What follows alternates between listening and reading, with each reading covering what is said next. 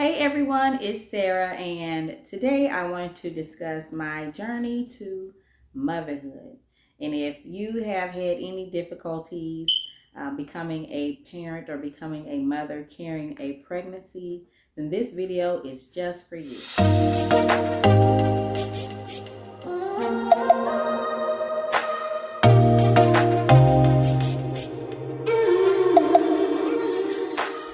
got married in 2004. In 2005, I experienced my first miscarriage. It was no big deal. It was my first pregnancy, so I didn't really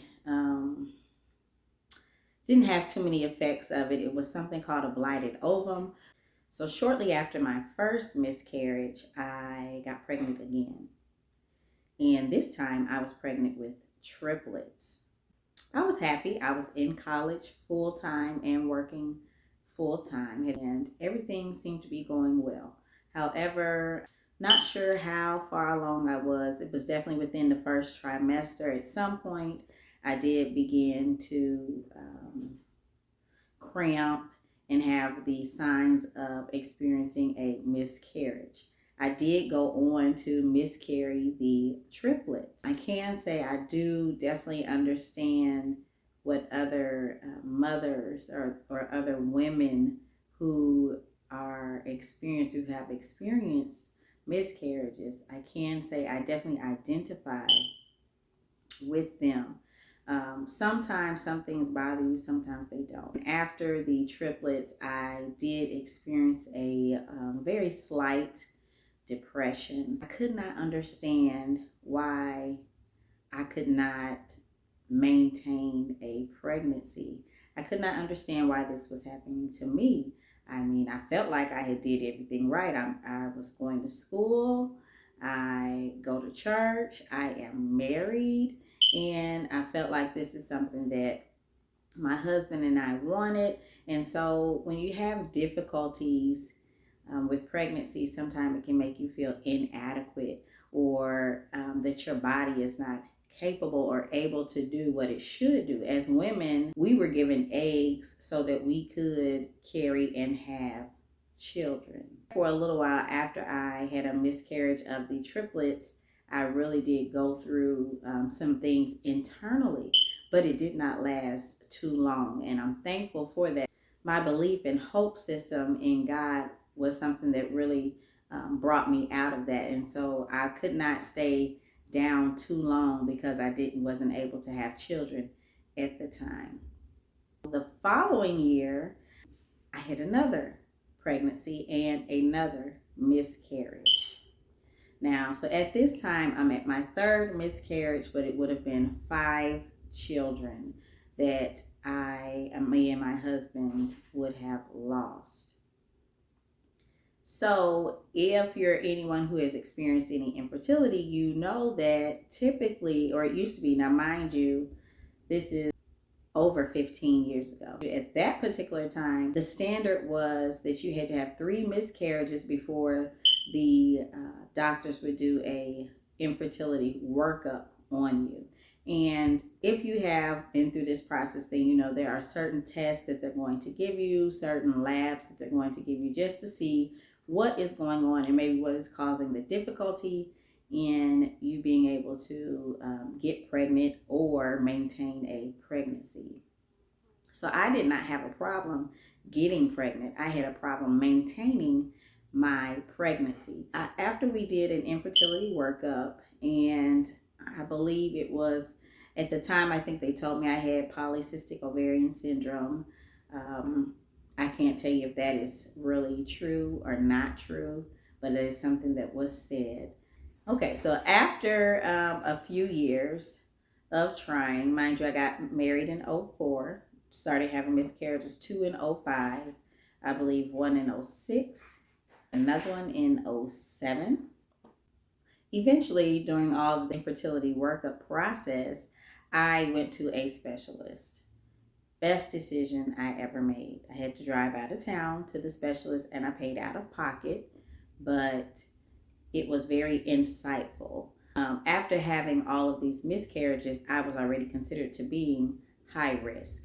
But going to see this specialist, I went to see a reproductive endocrinologist. They ran one lab test. This particular lab test was able to let them know what condition I had.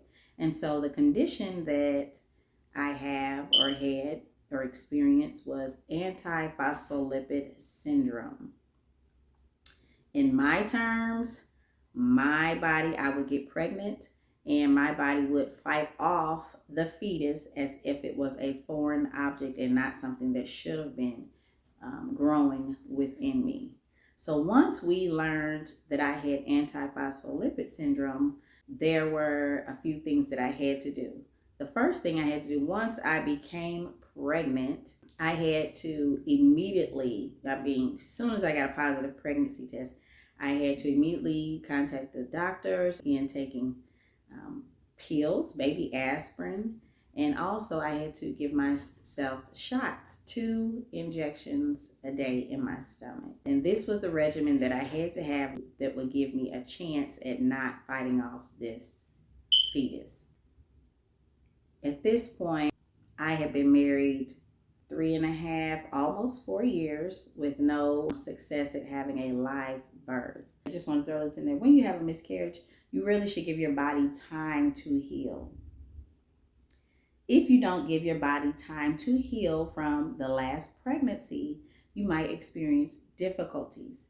So it's so good and healthy to allow your body to heal and allow your mind to get back into a place where you can handle a pregnancy, because it's extremely scary after having miscarriage after miscarriage to being pregnant and wanting to be excited about it. I know the feeling of wanting to be excited but scared at the same time. Going to the ultrasound, am I going to hear a heartbeat? I've been there and I've experienced this several times. My husband and I began to pray. Our prayers became very specific.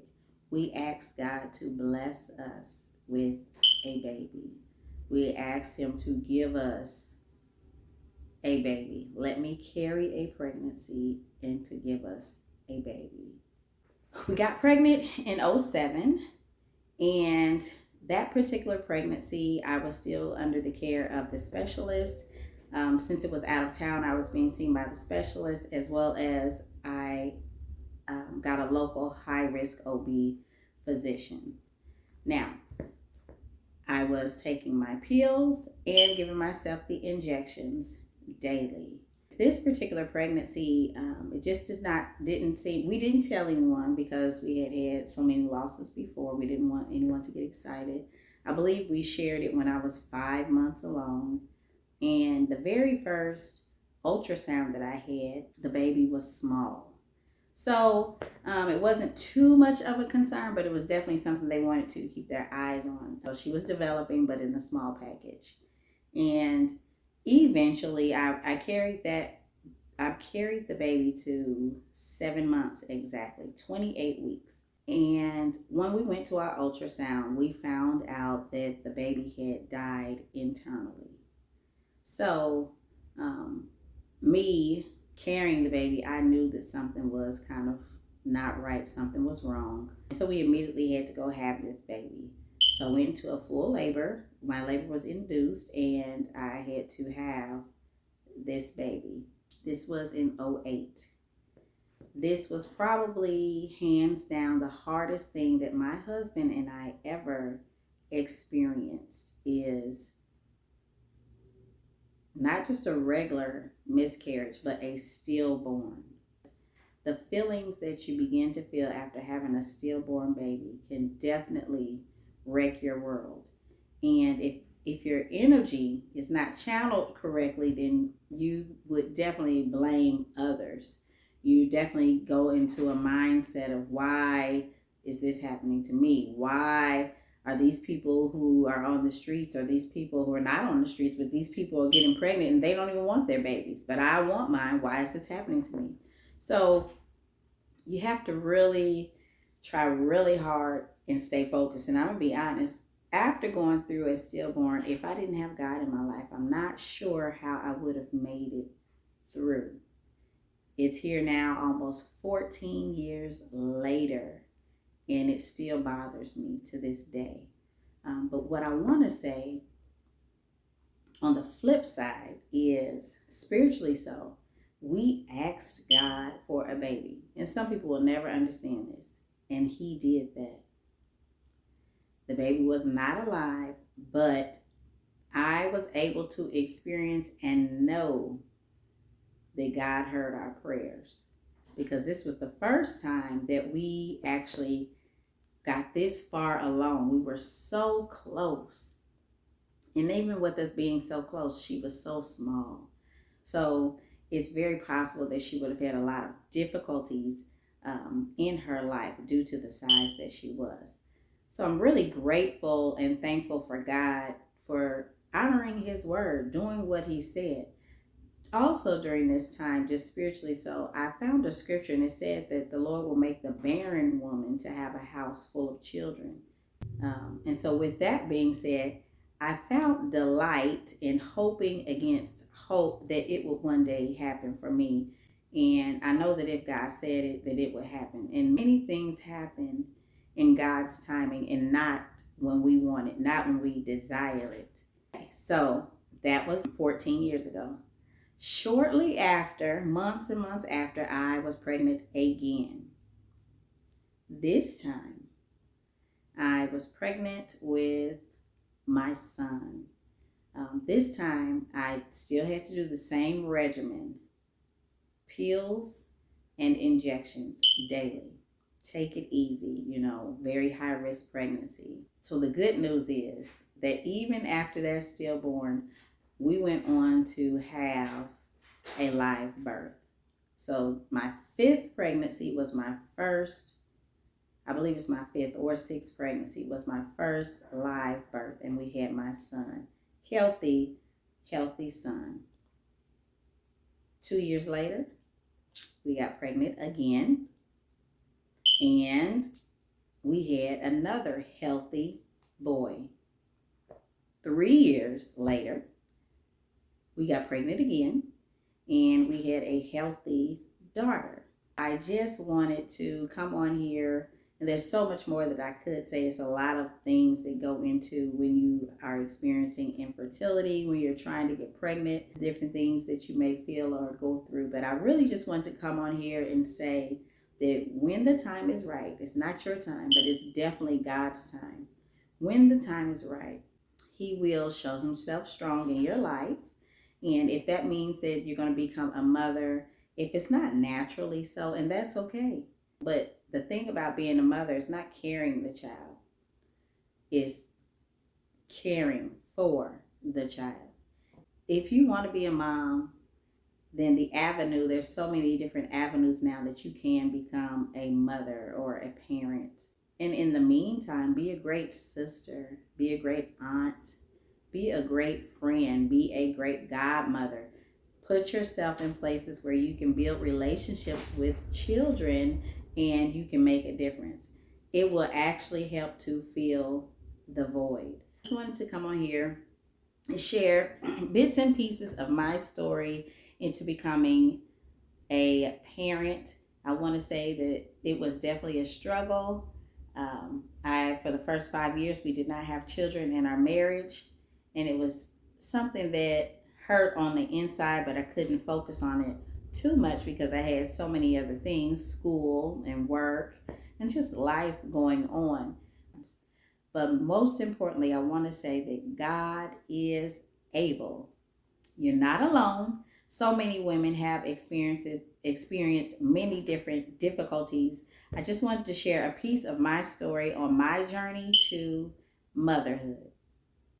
Thanks for watching.